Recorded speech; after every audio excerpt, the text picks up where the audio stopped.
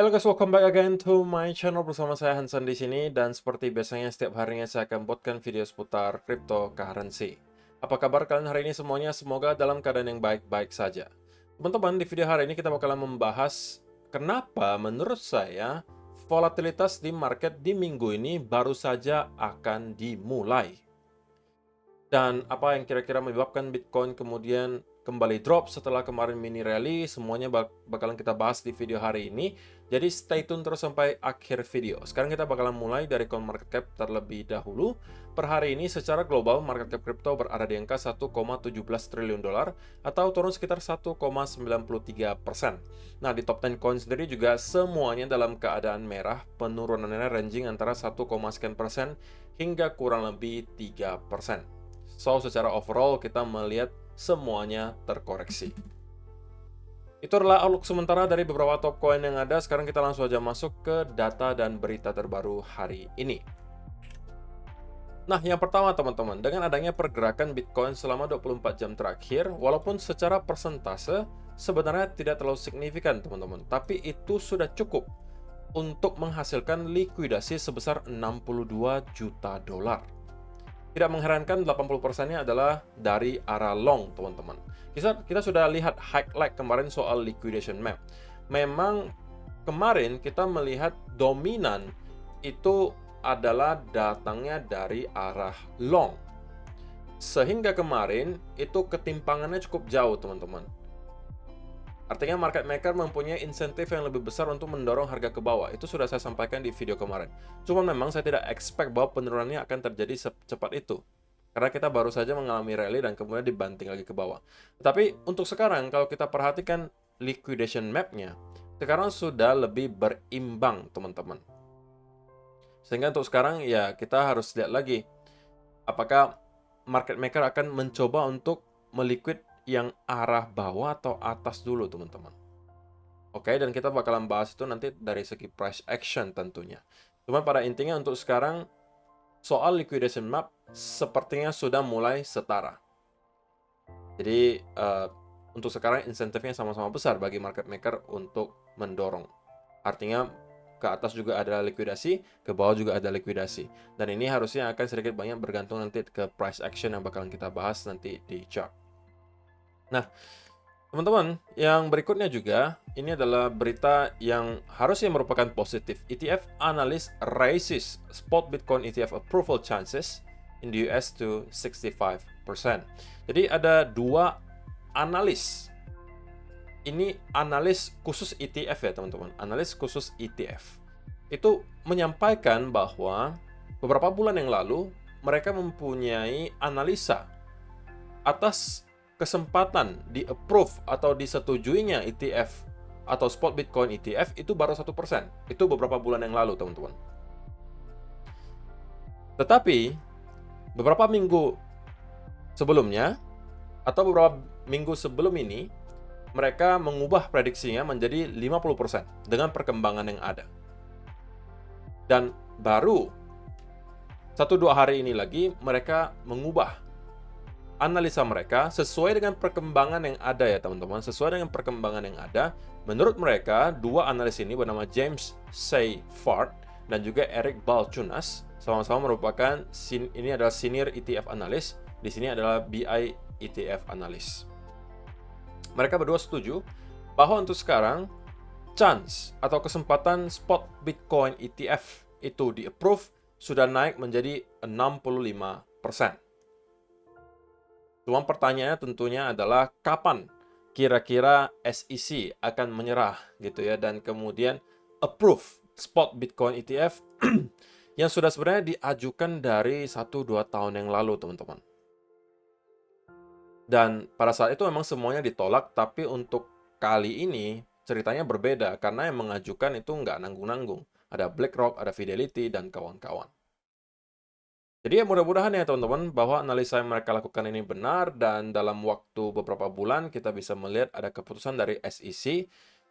Kita tahu memang ada deadline yang bakalan kita hadapi gitu ya. Next deadline-nya itu ada di bulan Agustus paling cepat itu adalah di BlackRock.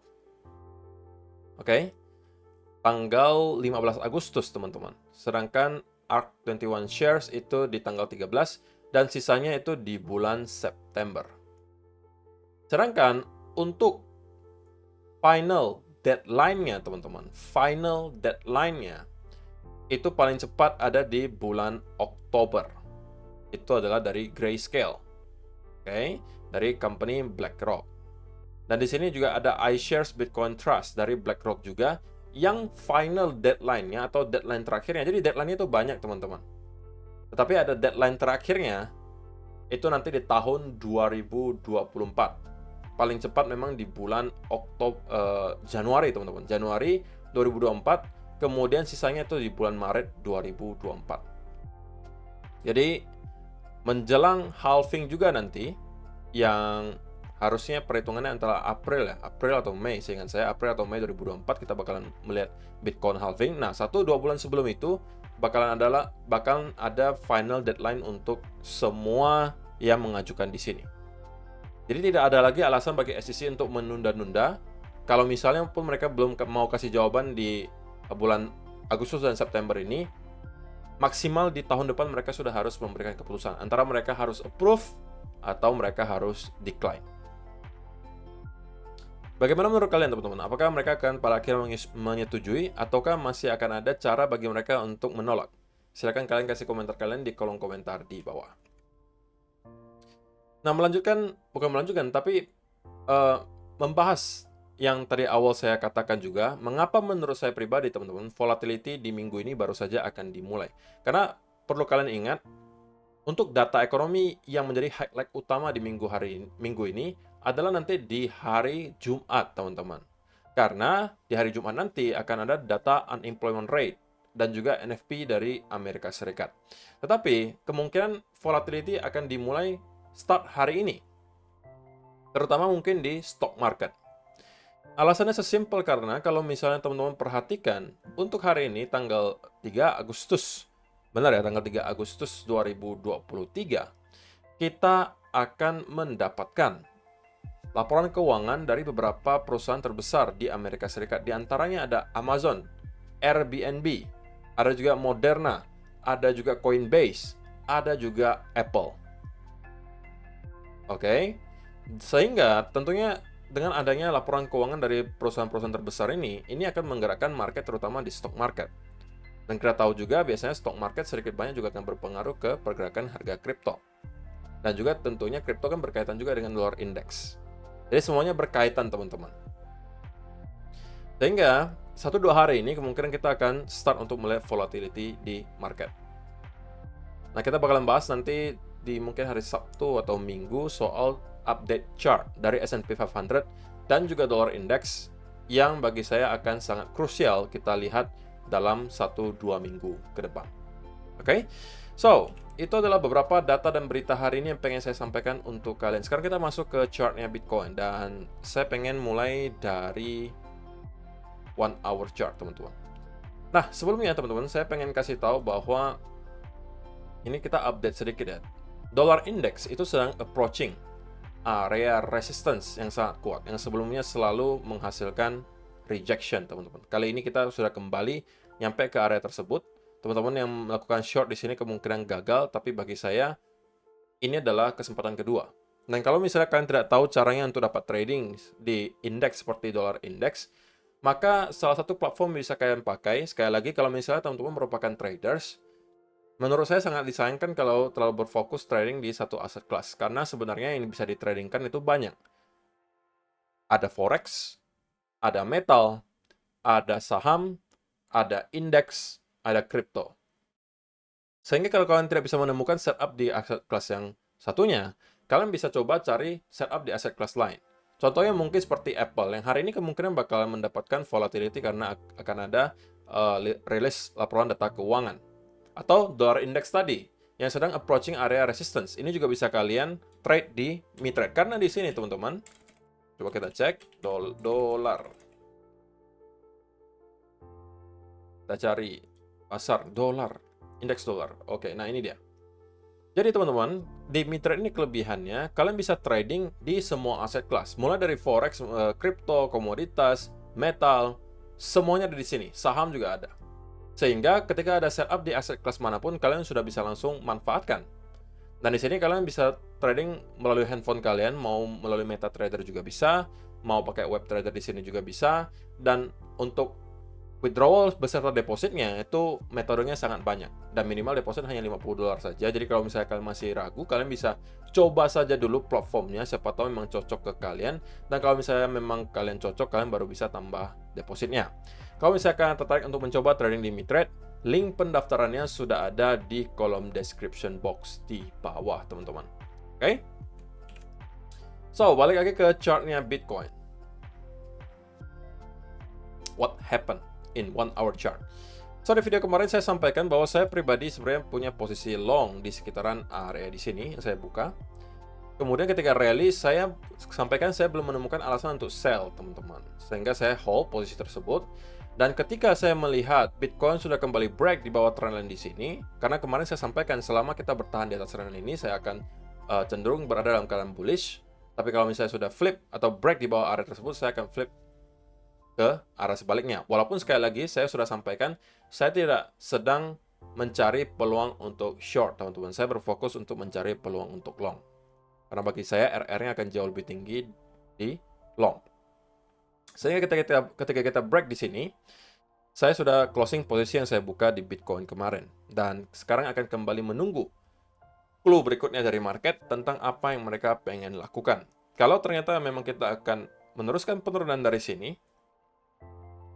saya rasa next target akan nyampe ke sekitaran area 28.200 sampai 27.600-an. Sekali lagi ini udah saya mention beberapa kali ya, teman-teman. Dan untuk sekarang, memang kalau misalnya kita perhatikan, sell off-nya terlihat cukup kencang. Disertai juga ada bearish consolidation. Cuma bagi saya kemungkinan kita akan cenderung satu hari ini sideways. Dan barulah besok, ketika kita melihat unemployment rate, ketika kita melihat unemployment rate dan juga NFP, kita baru akan melihat market start untuk bergerak secara volatil.